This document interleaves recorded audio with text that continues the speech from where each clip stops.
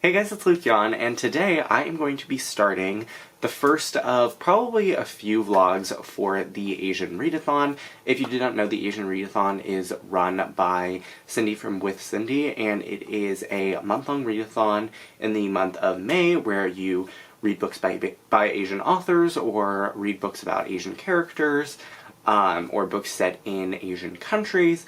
And I have participated every single year that it has been run by Cindy, and I'm really excited to do it again this year. As you can see from that giant stack behind me, I have a lot of books on my TBR for the month, but I've been in a really big reading mood.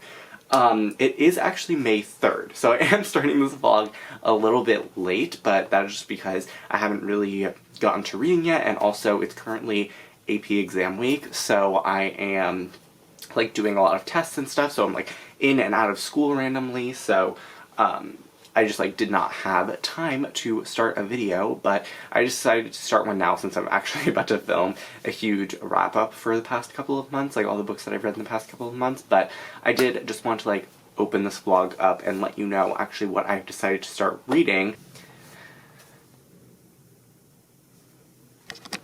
Hi guys, so it is currently May 5th. It's one of my best friend's birthday today, but it has been a couple of days since I have updated or anything, just because I've been so busy and barely reading. But I had my last AP exam ever today. I had my AP European History exam, and I'm just happy because I've had 3 APs this week, and I am over it. And I never have to take an AP exam ever again. I might have to take another college board exam if I go to, depending on what I want to do for grad school, but we'll worry about that in 4 years. So yeah, I haven't really been reading, but I did read a few chapters of Stars and Smoke by Marie Lu this morning. I'm about to start chapter 14, and I'm really, really loving it so far. I just think this book is so fun. It's really reminding me a lot of Warcross, because in the best way, because there were all these scenes describing this place that they just arrived to in London, this house that they're staying at, and it just gave me flashbacks to when Amika arrived in Japan and was describing all that stuff in Warcross. I just love the way that Marie Lu writes. I love the way she builds her characters, and just the descriptions are so vivid. And I really love Winter and Sydney. I think they're great main characters. And this is actually I think this is the first or only the first or second book that Marie Lu has written in third person. She wrote her Batman book in third person, but all of her other books, all of the books that I've read from her personally, were in first person. So it's interesting to kind of see her take on this new narrative style for this book, and I think it works really well, and I don't feel like there's a disconnect between myself and the characters. I feel like she's doing a really great job to still keep me connected and keep me invested in what's going on with them. But I'm having a lot of fun. It's a really, really entertaining book, and I would sit down and read a ton of chapters right now and get even further into the book, but I am just so drained. My exam was 4 hours long, and I just got back and took a shower and ate lunch and everything, so I kind of just want to be a potato right now and just sit on the couch and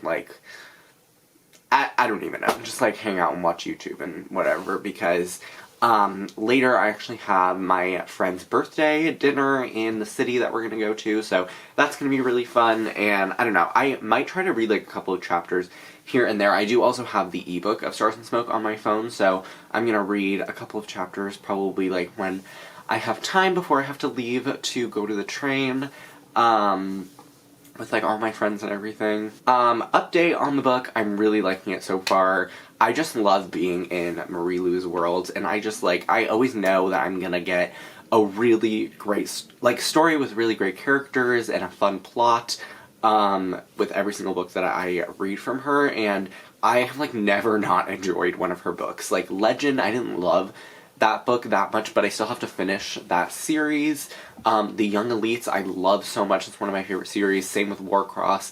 Kingdom of Back is great. I love Sky Hunter, and so far I'm really, really enjoying Stars and Smoke, so I'm super excited to, probably tomorrow since it's going to be Saturday, just like sit down and like plow through the book, because I feel like that's a book that really deserves like undivided attention, and I haven't really been giving it that this week just because I've had like so many exams and like school and all this crazy stuff happening. I've been studying and all of that, but now that I am like really taking on the second semester senior persona, having no more like AP exams left, like I am gonna have a lot of free time on my hands. I will probably update you tomorrow, so I will see you then. Good morning. I know I am looking and sounding a little rough, but I just woke up like literally 10 minutes ago, and it is currently Sunday, so it's May 7th, and I technically got back home on Saturday morning because Friday night was one of my best friend's birthdays, so we went to New York City and we had like a birthday dinner for her, and we kind of just like stayed up and like talked and hung out for like a really long time. So I got back home super late, and then I woke up yesterday morning super late, like 9:30, which is very unlike me.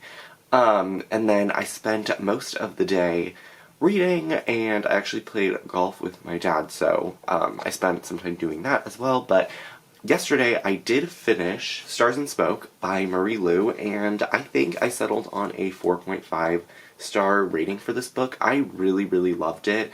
I think I just loved like the plot of this book so much. Like, this is for like the people who like grew up probably around the same time as me, who watched like Spy Kids and Casey Undercover, and I'm forgetting which else I mentioned in my Goodreads review, but like if you love the movie Spy with Melissa McCarthy, this is a great one also. There's another one with Emma Thompson.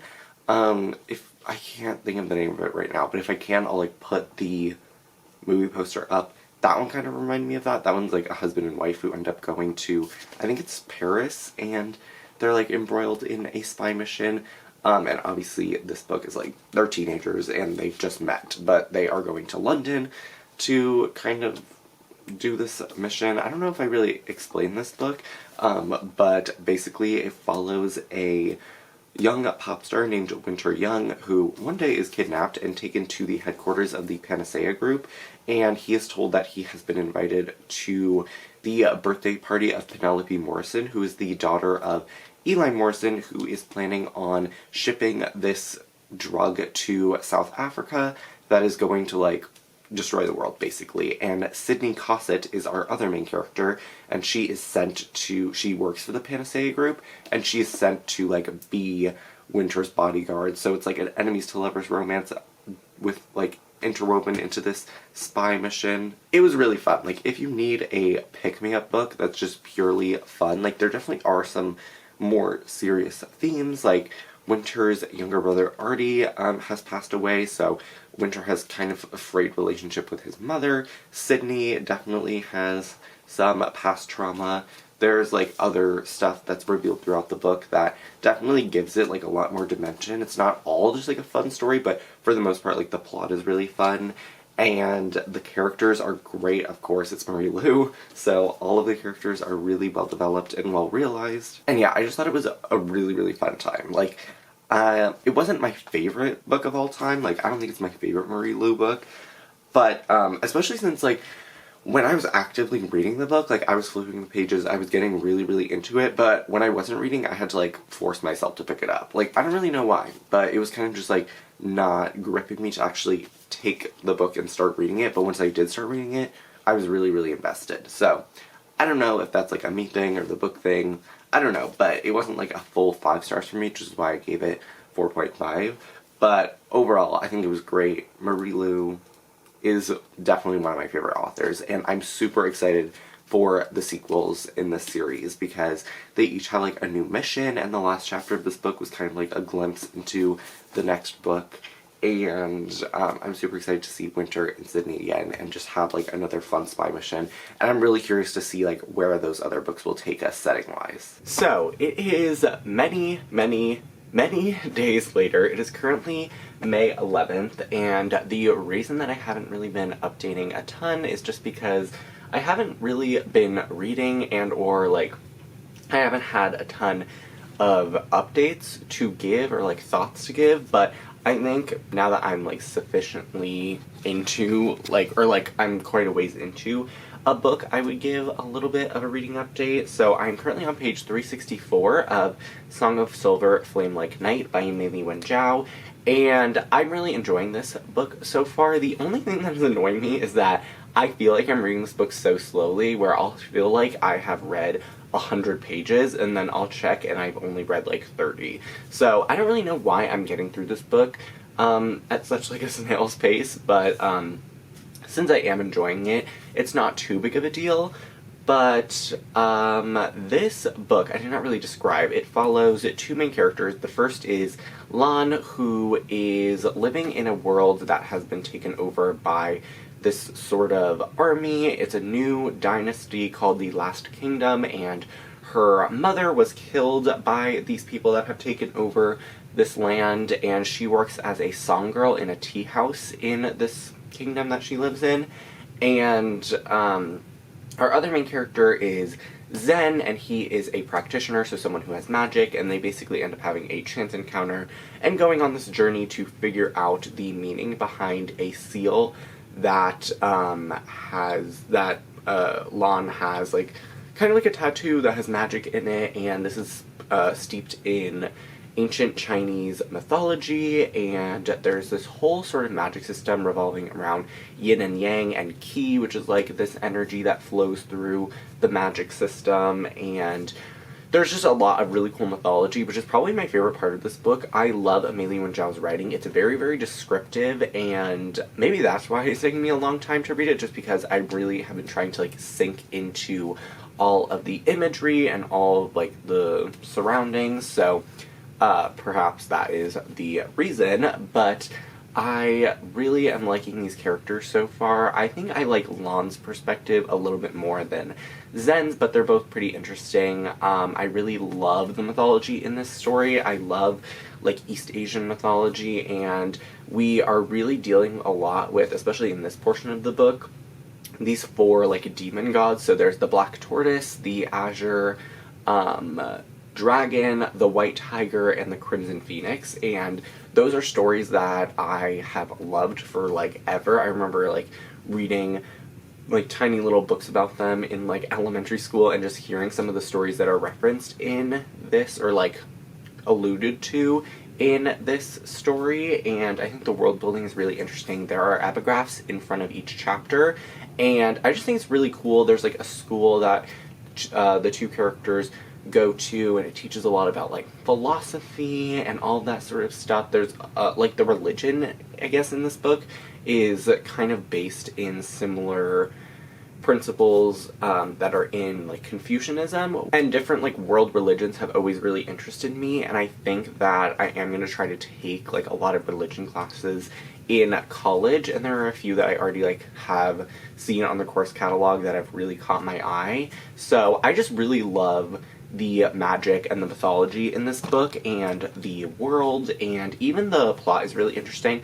What I have noticed, like very recently in the last couple of chapters, is that I feel like this book honestly could have been split into two, just because I feel like there's a lot that the author is trying to like pack into this story that I feel like we could have split it in half and just lengthened each half a little bit more, because the first part was like them going on this journey and like learning more about the magic system, and now we're having like some other things. So I don't know if it will like work 100%, but I just feel like this book is chock full with a lot of stuff, and it's kind of hard like to get my mind wrapped around it all in just this like one installment. I don't know if I'm like explaining myself well, but maybe if you've read the book you know what I mean. But I do really love the writing, and the characters are pretty interesting, and I think the romance is developed really, really well. The other characters so far aren't like amazing or anything, but I do think that the like teachers at the school that they go to are really interesting, and again, I think the thing propelling me through this book like the most, like the driving factor as to why I'm enjoying it, is the mythology and the magic and all of like the history of this world. So I'm definitely excited to read the rest of this book. We've kind of had like a shift that is really interesting so far, like with one of the characters. There's also like curses in this book, which I always find really interesting. I think if you liked Six Crimson Cranes by Elizabeth Lim, you'll really enjoy this book because it's like similar where like the character is going on like a main journey to sort of like break different curses and like learn more about herself. It's not exactly the same just because like in that book there really is like just one main character, but in this one there's definitely two, and I feel like the world in this book is a little bit larger, and like obviously the mythologies are different, but I feel like they give kind of similar vibes, so I feel like you'll like one if you liked the other. Hopefully either tonight or tomorrow I'll give you a final update on this book and let you know what I will be reading next. Hello, so today it is Saturday, and I wanted to give actually 2 reading updates. So I finished Song of Silver Flame Like Night by Amelie Wen Zhao, and I ended up giving it 4 out of 5 stars. I don't really have much else to say besides like what I told you guys like 2 days ago, which is that like I loved the world and the magic system and all the mythology. I really liked the characters, and it felt like even getting to the end of the book, like it had like series finale energy. Like it was so action packed, there was so much going on. It was like really a build, like that story, that book is really a build, and I think like as you read it, you start reading it faster, and I think that's why it took me so long in the beginning, because everything was getting set up. But then secrets start being revealed and the pacing, you know, quickens. So I really enjoyed it by the end, and I'm super excited for the next book in the series, especially since there was like a POV introduced at the end of the book, and I'm super intrigued to see where that goes. Okay, so my camera literally just died while I was filming that clip, so we're gonna do a phone vlog for the rest of this part of the vlog. But so I finished Song of Silver Flame Like Night, and I started yesterday Spin the Dawn by Elizabeth Lim. I don't have the book with me right now, but I'll show it in the next clip whenever I do a reading update again. And I just started part 2 of that book, and I'm really enjoying it so far. I love Elizabeth Lim's writing. The Six Crimson Cranes duology is like one of my favorite duologies of all time. I loved Six Crimson Cranes, and I really enjoyed The Dragon's Promise as well. I didn't love it as much as the first installment, but I still had like a great time reading it, and I think overall it's an amazing duology and an amazing series. And Spin the Dawn, I don't love it as much as Six Crimson Cranes, but I am having a really fun time with it, and I just got to part 2, so there's going to be like a whole sort of shift in the way that the story is told. So this book follows a main character named Maya, who is like a master seamstress. She is an amazing tailor. She's like sewing is her, like she's a sewing prodigy, and there is a competition happening with the soon-to-be empress of this kingdom, and she is going to have these people, you know, compete to be her personal tailor. And Maya really wants to go because she knows that the winner is going to receive money that she can use to help her only surviving brother and her father. The only problem is only men can compete in the competition. So she disguises herself as her brother and goes into the competition, and there's a whole lot of drama. And so that was like the first part of the book, was that competition mainly. And in the second part, we're going on a journey to find these like 3 things that can help make, you know, this final piece. So I'm really enjoying that so far. I love Elizabeth Lim's like prose. It's just, she has such a way with words, and I have been reading the book so quickly. I've only read it in like a couple of sittings, but I'm already super far into the book, and I honestly think I might be able to finish it today, if not very early tomorrow. It's like 2:30-ish right now on Saturday, and I went into the city with my dad this morning because we were picking up my sister from her apartment, and we had lunch, or like breakfast lunch, at a diner near her apartment, and then we came back since it is Mother's Day tomorrow. So we're gonna be celebrating that with my mom and my grandmother. Last night, the reason I didn't update yesterday is because I came home from school and was doing a bunch of work, and then I went out with my friends because basically from like now until graduation, we're gonna be having like a bunch of senior activities and like parties and stuff, so that's where I was. Last night, there might be another one today, I have no idea, but if there is, I'm probably gonna go. So my like weekends, like my weekend nights are like busy now, so I can't just like sit and read, so I have to read like during the day on the weekends, but I'm really enjoying Spin the Dawn so far, and I think this will take me out of like the mini reading slump I was having earlier this month, and I'm super excited to continue. And depending on how much I enjoy the rest of Spin the Dawn, like part 2 and part 3, I might have to read Unravel the Dusk as well, which is the sequel and finale to that duology, so we will see. It's really interesting because this is set in the same world as Six Crimson Cranes. It's set like in the future, so Six Crimson Cranes was kind of like a legend that exists in the story of Spin the Dawn, so that's really interesting, and I like the way the stories are like interwoven. So yeah, I think I'm going to continue reading Spin the Dawn. I don't have any work this weekend because I did it all yesterday, so I'm gonna kind of just spend the rest of the day relaxing. I might write a little bit, we'll see. I'm having like a lot of fun with a new story that I've been working on as I'm like prepping to send out query letters for a different book.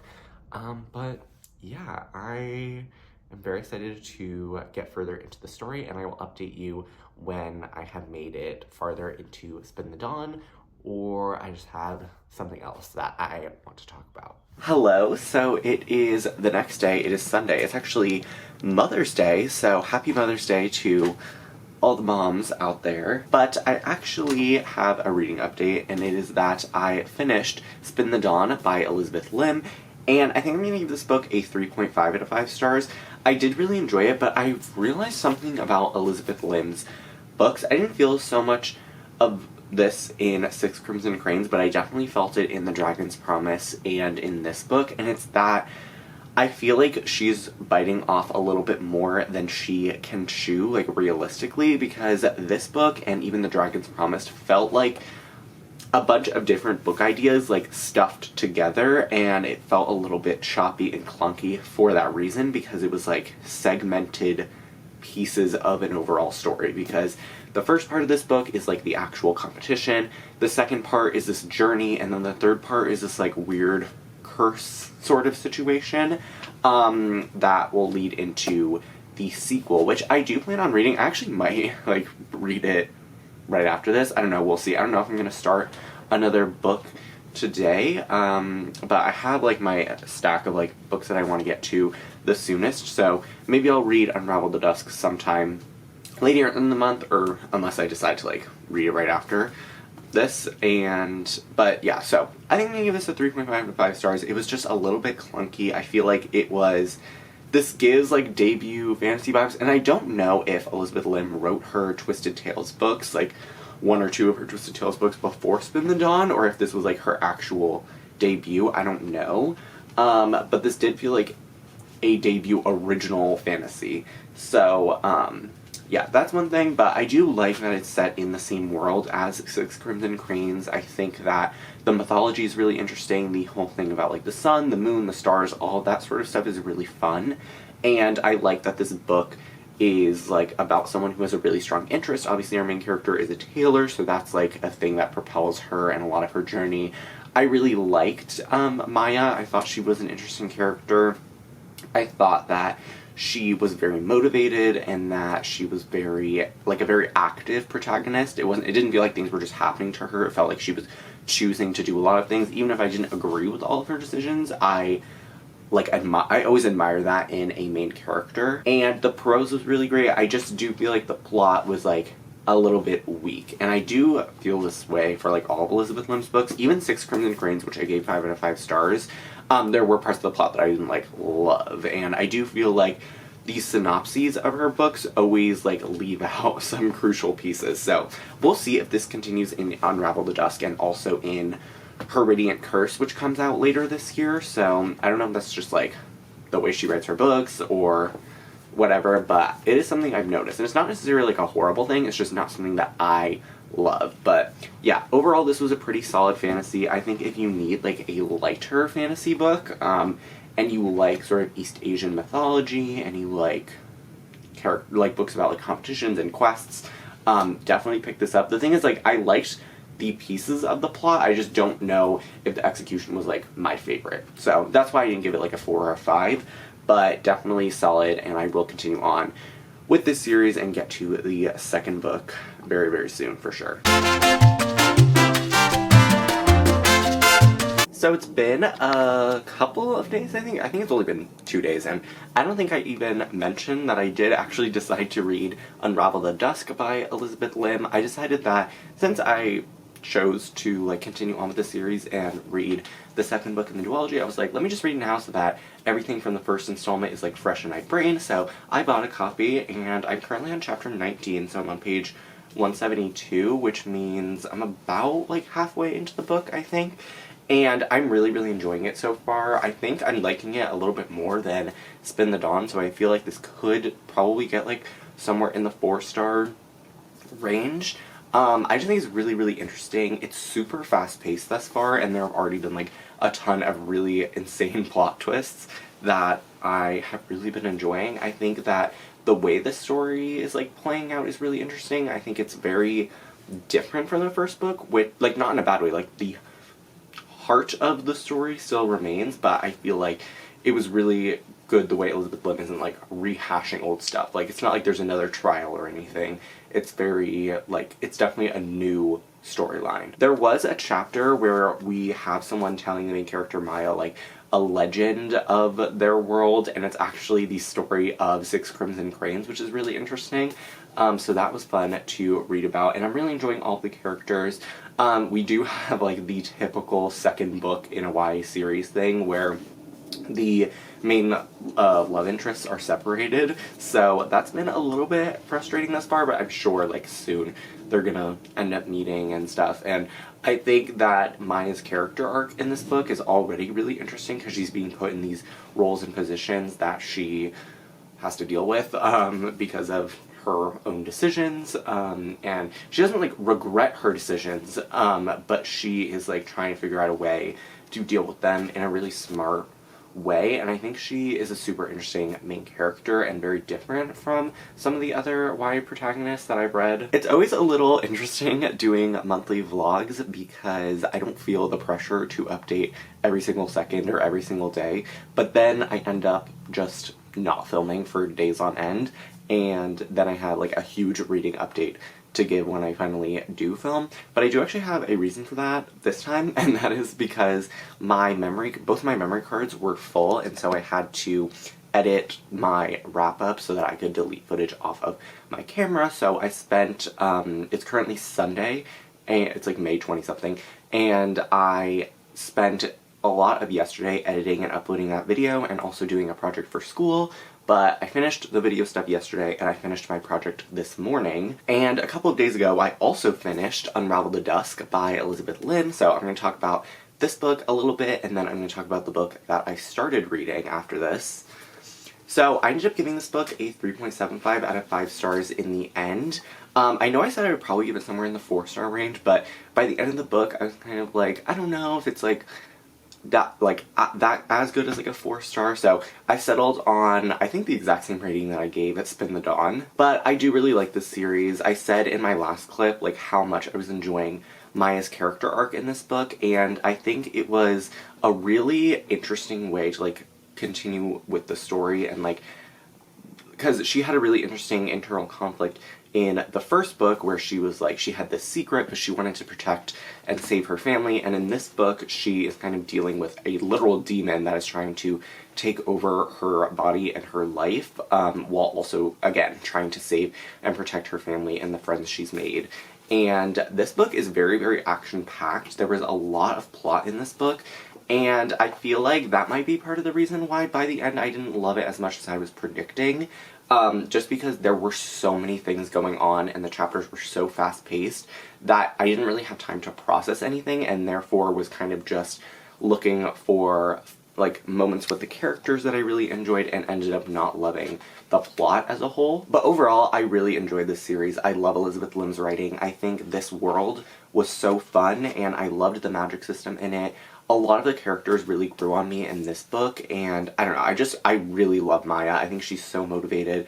She's so driven. She'll do whatever she needs to achieve her goals, and I just thought, again, that her sort of struggles in this book were really interesting to read about. So yeah, definitely a very solid duology. It's not my favorite. I don't love it as much as Six Crimson Cranes, but I do think that if you're looking for like a kind of lighter fantasy with really great character development and a super fast-paced plot, definitely pick this The Blood of Stars series up. But while I was reading Unravel the Dusk, I actually saw that Elizabeth Lim's upcoming book, Her Radiant Curse, was on NetGalley, so I requested it, and I was actually approved for the e-arc, so I'm now almost halfway through the book. I'm on chapter 20, I think, and I'm really enjoying it so far. It is set in the same world, and it is a prequel to Six Crimson Cranes, and it follows, it's kind of like the origin story of Shiori, who's the main character in that series. It's the origin story of her stepmother.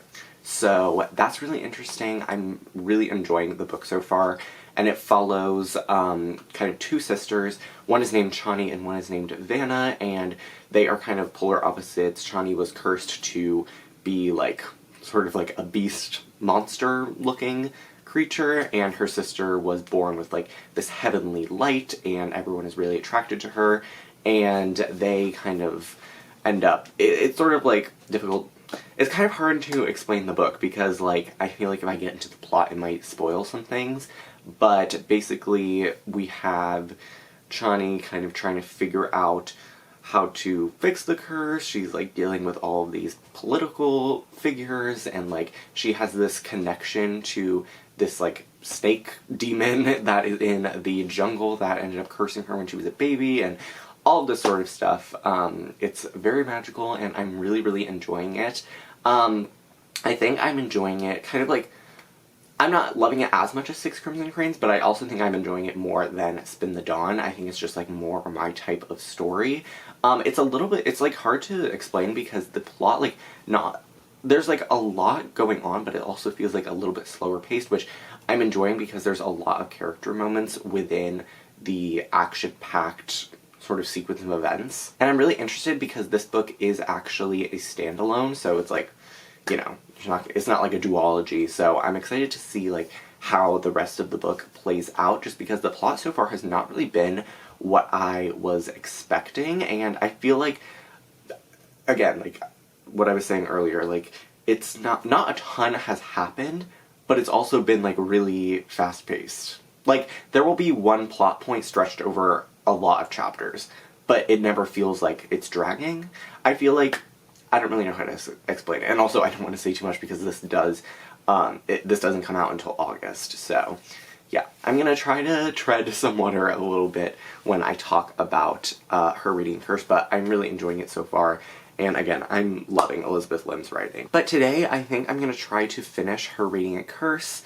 I am done with like my schoolwork for the weekend. Ugh, I just have like 14 days left of school, and I need to get through it and get to prom and graduation and all that sort of stuff. Just, I have a lot like to do by the end of the year, and so that's kind of stressing me out. Like I have a huge psych project and everything, and like I'm so close to the finish line that I can see it, but I haven't reached it yet. But I'm gonna try to read to distract myself from my anxiety, and I think I'm gonna go to lunch with my family, and yeah, I will update you once I have either gotten to like, you know, maybe 3/4 of the way through the book, or when I have finished it. Hello, so today it is Monday, May 22nd, so it's the next day, and I'm currently filming in our guest room upstairs, which is also where I have 2 of my bookshelves. I'm just filming it like at a different angle because I forgot to bring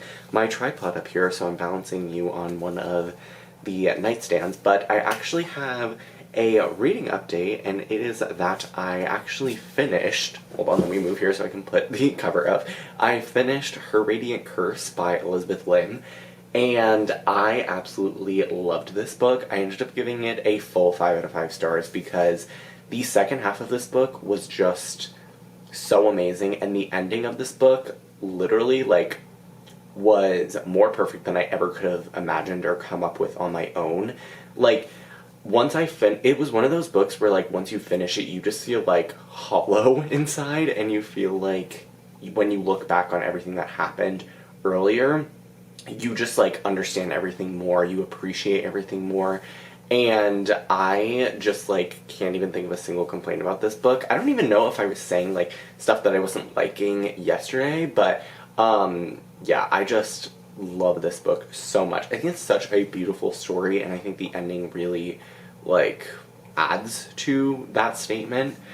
It was just so amazing, and oh my god, I loved it so much. I wish I could, like, talk about specific scenes, but again, it is an arc, so it doesn't come out until August, and I don't want to spoil anything, so I'm gonna keep it, like, kind of vague, but I don't know if I loved it as much as Six Crimson Cranes, but I'm gonna give it a couple of days, but I honestly think it could surpass my love of the first Six Crimson Cranes book.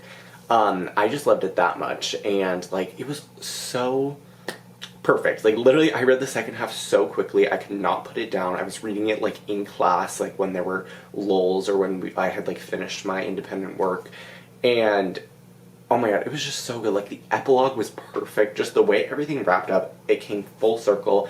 That's, I think, why I love prequels, because you know, like, how it ends, and you get to see the journey, and there were so many things that I was not expecting in, like, the best way, and it just wrapped up, like, oh my god, it was genius the way Elizabeth Lim decided to tie everything together. And oh my god, like, even thinking back on other things, like, it just makes so much more sense now, and I just really appreciate the book as a whole, having finished it. So yeah, I would definitely recommend picking up this book if you are interested in it. I think it's completely worth the read. It might honestly be my favorite book set in this world. I think you could start out with it, but I do think you will have a richer experience if you read the Six Crimson Cranes duology first, which I would definitely recommend. I love that series as well. I think read that one first in preparation for this book, and when it comes out in August, definitely pick it up, because it's one to wait for, and one to definitely pick up when it releases. I don't even have words to explain it, but I wrote a whole Goodreads review that kind of, like, talks about, like, some more in-depth things, but yeah, I loved the plot. It was so interesting. All of the different reveals throughout the story, all of the magic system and the curses and the world building I love so much, and all of the characters were so amazing. I think Chani might honestly be my favorite Elizabeth Lim protagonist. I just loved being inside her head and reading her thought process, and all of the side characters I think were really, really strong too. I think definitely the strongest set of side characters in one of Elizabeth Lim's books. Like, I loved Ivana so much. I loved Oshli. I loved Hokzu. I loved Ukar. All of, like, even the minor characters, like King Megu and Queen Ishiria. Oh my god, I loved Amma so much. I thought she was such an interesting, like, antagonist, I guess. And I just loved it being able to see, like, the origin story of Shiori's stepmother. I think it was so expertly done, and I love that it's a standalone, because it just feels like a perfect, complete story all in one. So yeah, definitely put that on your TBR, pick it up when it comes out, because it is, I think it is my favorite book set in the world of Lorien. Also, after that, I did pick up Shadow of the Fox by Julie Kagawa. I do own a copy, it's just in my bedroom. And I read the first 2 chapters of this book, and it's really interesting so far. I think I'm gonna wait till I'm a little bit further in to, like, give an explanation of this book, just because my understanding of what the plot is still a little bit hazy or vague. Yeah, I will check in once I've gotten a little bit farther into Shadow of the Fox. I just moved the camera, so I think that means it's time to go. It is currently Thursday right now. I actually have today, tomorrow, Monday, and technically Tuesday off from school, because since my school district didn't use any of the allotted snow days this school year, we get a longer Memorial Day break. So we always would have gotten Monday off, but since we didn't use any of the snow days that were allocated to us by the state, we got to have this Thursday and Friday off. And the reason I say we technically have Tuesday off as well is because it's senior skip day. So we're all going to be going to the beach and enjoy the day. But I do actually have a pretty substantial reading update for you. I'm currently 265 pages into Shadow of the Fox by Julie Kagawa, and I'm really, really enjoying this book so far. I think I mentioned that I had started it in that last clip, and that I would explain it once I've gotten farther into the book, and I'm definitely a sufficient way through the story to explain what the plot entails. But this book takes place in a world that is inspired by Japanese mythology, and in this world, every 1,000 years, since like the first time it happened, you can read this scroll of 1,000 prayers and summon the great kami dragon who will grant you any wish that you ask for. But all of the times that it has happened, people end up being consumed by the power of this wish and by the power of the scrolls and the dragon itself, that they end up becoming corrupted and endangering the empire as a whole. So they have split the scroll up into 3 different sections and scattered them throughout the empire so that they could not be all read and used every 1,000 years to summon the dragon. It's kind of just like a way of protecting the empire. But in this book, we follow 2 main characters, Yumiko and Tatsumi, and when tragedy strikes at the temple that Yumiko lives in and has been at like her entire life, she is entrusted to keep a hold of one of the sections of the scroll that has been hidden in the temple, and she ends up going on a quest with a samurai named Tatsumi, who has also been instructed to find the scroll. He doesn't know that Yumiko has part of the scroll, but they are kind of traveling through the empire trying to piece together the pieces of the scroll so that they can prevent like evildoers from gathering the pieces and making the wish, since the new millennia is coming up. So I am loving this book so far. If I don't give it at least 4 stars, I'll be very, very shocked, but it is literally like such a fast-paced read. I didn't read it yesterday because I was doing a lot of stuff and hanging out with friends and everything, but I am definitely going to finish it today. I am obsessed with this book so far. Like, I love the Japanese mythology. I love the way that Julie Kagawa seamlessly weaves it into the story, because there is a glossary of terms at the back, so it kind of allows the author to just like say different Japanese words, or you know, say, oh, this sword or this garment, and she doesn't have to like stop and explain it to the reader because there's the glossary at the back. So that's why I'm a champion for glossaries in the backs of books. I just love those little added features to books. Like, I love, obviously when books have maps, I love it when they have glossaries, I love it when they have, like, character lists, or like, what are they called, like dramatis personae, or however you say that. So yeah, I'm really liking that. I love quest books. Like, I love books that follow characters who are traversing through kingdoms and lands trying to find different items, or like a magical sort of thing. And this is what this book is. This book is more of like traveling than like actually finding individual pieces. It's kind of like traveling to find one overall artifact instead of like finding them along the way. So this is definitely a journey book, and usually I don't love books that just follow journeys, but I like the way that Julie Kagawa does it, because we go to different kingdoms, we meet new people, or like cities, I guess, villages, we meet new people, we bring them along, there's like fight scenes, there's constant action in this book, which I like. I don't love reading action scenes, but I think the way that it's done in this book is really good, and the like incorporation of the Japanese mythology just like keeps things fresh and interesting as the characters are trying to find this other temple that like supposedly has a piece of the scroll. I'm really liking the characters so far. It's told in both of their first-person perspectives, and we kind of bounce between their points of view. Tatsumi has this sword that has a like dragon inside, or not a dragon, like a demon sort of spirit inside that kind of like comes through the sword sometimes, and that's really interesting. I really like him, his sort of samurai mindset, the way he's like honorable and follows the rules and is like very type A almost, whereas Yumiko is like a little bit more free-spirited. We have another character that we met in this book, Okami, that has like joined them on their journey, and yeah, I'm really liking all of the magic in this book. I do really like the characters. There is like a lot of info dumping that is happening, but I don't like hate it or anything. I just feel like it could have been done like a little bit better, but again, I just really enjoy the characters in this story. I think their dynamic is really interesting because they're both keeping secrets from each other, obviously because Yumiko has the scroll and she like cannot let Tatsumi find out, so that's really fun. And I really like their dynamic, and I am super excited to finish the book. I only have like 150 pages left, so I think I'm definitely gonna hunker down and finish the book. I did already order the sequel, so maybe I will get to reading that book, but yeah, definitely plan on finishing this today. I also definitely need to finish Hamlet by William Shakespeare because I need to like finish the last like scene, I think.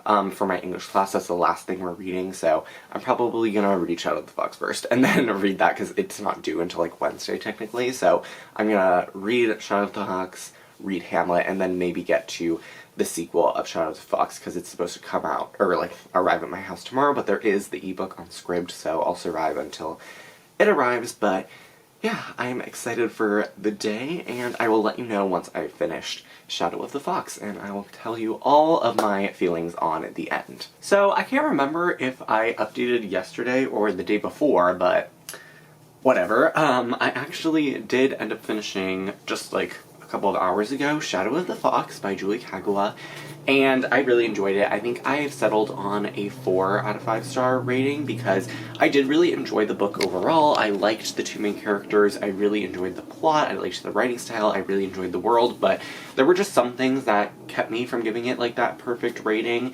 And I said this earlier when I talked about Her Radiant Curse. I just feel like I like have to have like a very visceral emotional feeling at the end of a book to give it 5 out of 5 stars, and I didn't necessarily feel that with Shadow of the Fox, so I landed on 4 stars because, I don't know, I just felt like sometimes it was a little bit info dumpy. I didn't love the pacing the whole way through, and I do feel like some plot things were like not my personal favorite, but overall I did really enjoy this book and I would absolutely recommend it. It's a great quest book. I love like the whole magical artifacts thing that I talked about. This world is amazing and I really enjoy the characters, and I'm super excited to see where the series goes and like how it continues based off of how this ended. Speaking of which, I just got in the mail like literally 10 minutes ago Soul of the Sword, which is the sequel, and I actually read the first chapter of this on Scribd after I finished Shadow of the Fox because I just wanted to see like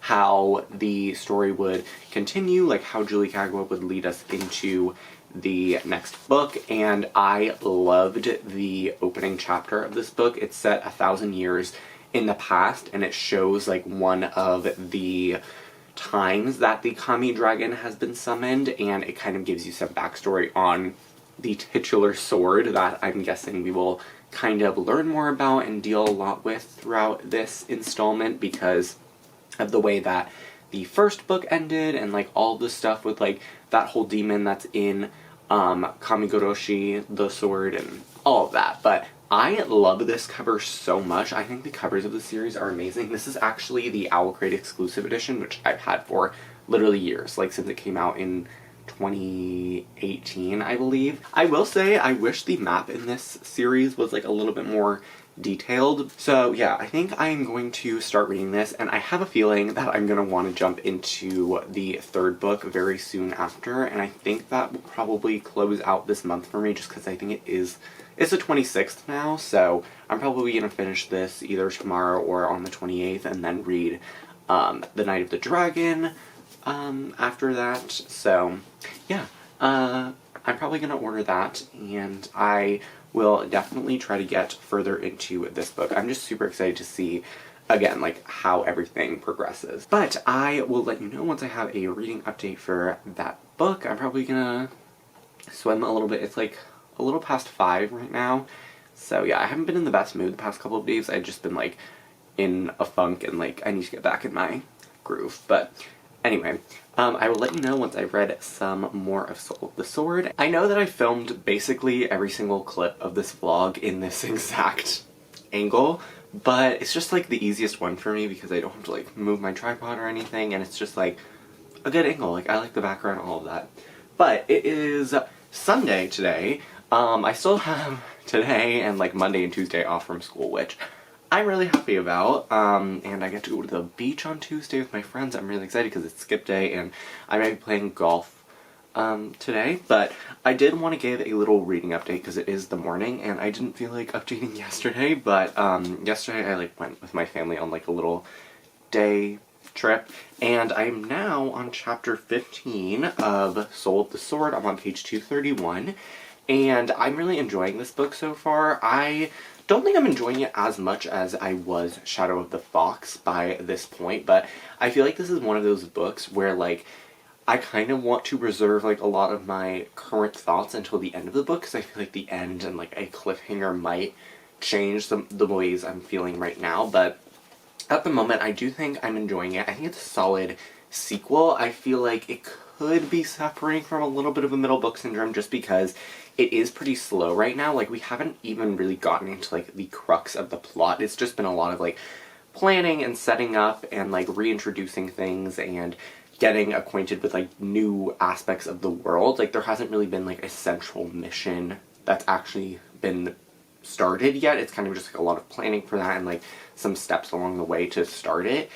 But I do think it is solid so far. I feel like it's kind of hard to talk about this book without spoiling, but we had like a new perspective in this book that kind of has replaced Tatsumi's perspective in Shadow of the Fox. Tatsumi's not dead or anything, but it's just there's a perspective that has kind of like, instead of a dual perspective with Yumiko and Tatsumi, it's a dual perspective with Yumiko and Hakemono, who is the titular Soul of the Sword.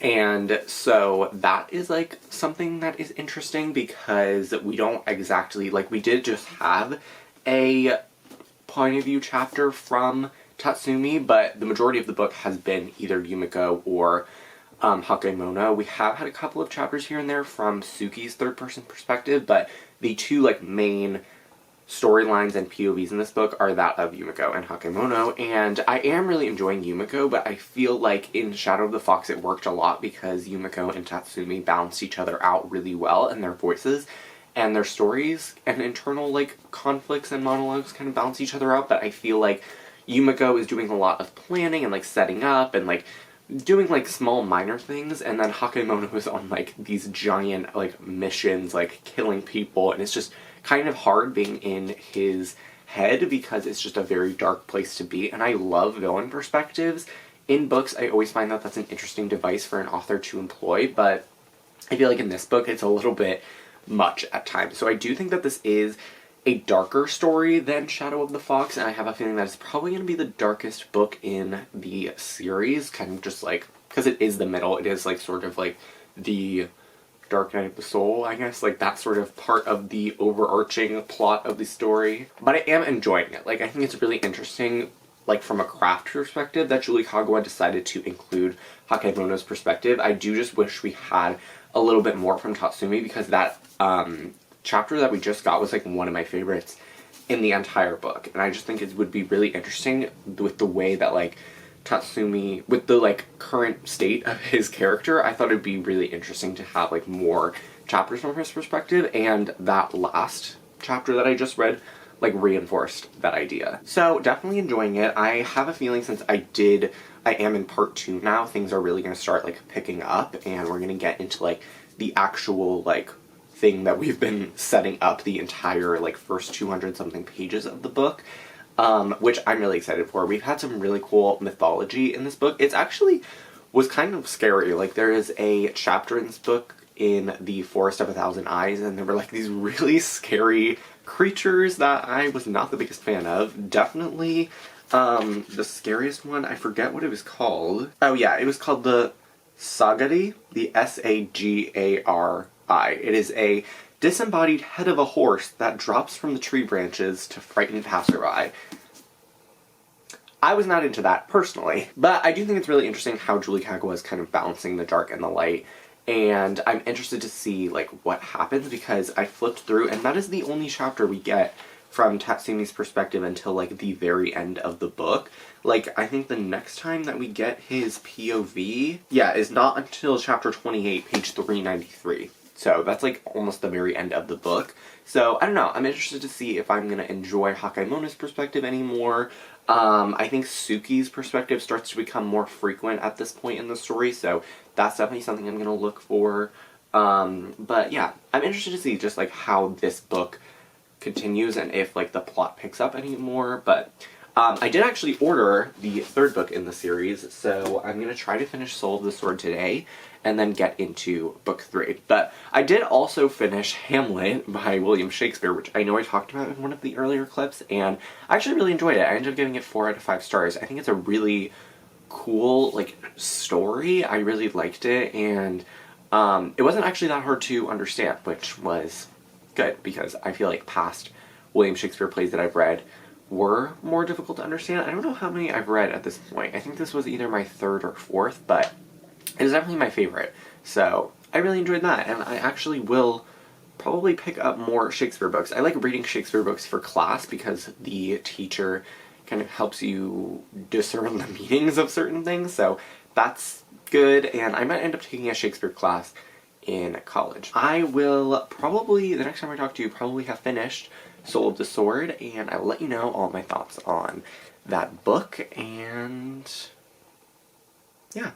Welcome everyone to my floor. You are currently resting on a pile of books, which I have on my nightstand in front of my window, but I really just didn't feel like putting up my tripod again. But I got back from the driving range. It's actually the next day. I went to the driving range yesterday and today, just to, like, practice and everything. But I do actually have a reading update. I don't have the book with me, but I did finish Soul of the Sword by Julie Kagawa, and I actually really enjoyed it. By the end, I ended up giving it 4 out of 5 stars as well, which is what I gave book 1, Shadow of the Fox, and I just thought that the last 100 pages of this book were so good that, like, I couldn't not give it 4 out of 5 stars, because even though I wasn't loving everything about the first 300 pages, like part 1 and part 2 of the book, part 3 was just, like, so good that it, like, rose it from, like, a 3 or a 3.5 up to a 4, just because it was, like,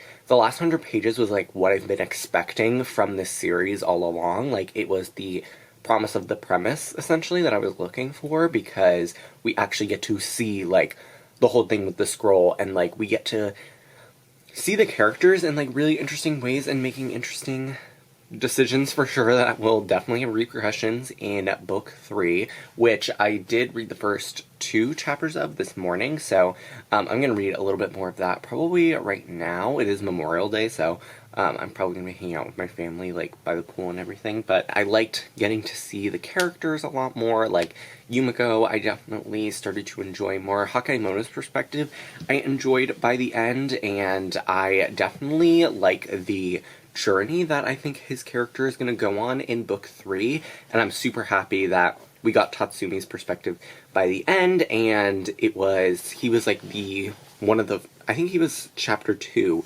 of Night of the Dragon already, so he's definitely going to play a big role, and just his relationship with Hakaimono and Kamigoroshi and all of that sort of stuff is really interesting. And so definitely enjoyed Soul of the Sword. Definitely, I think it's probably going to end up being my least favorite book in the series, just because I did end up liking it a little bit less than book 1, even though part 3 was so good.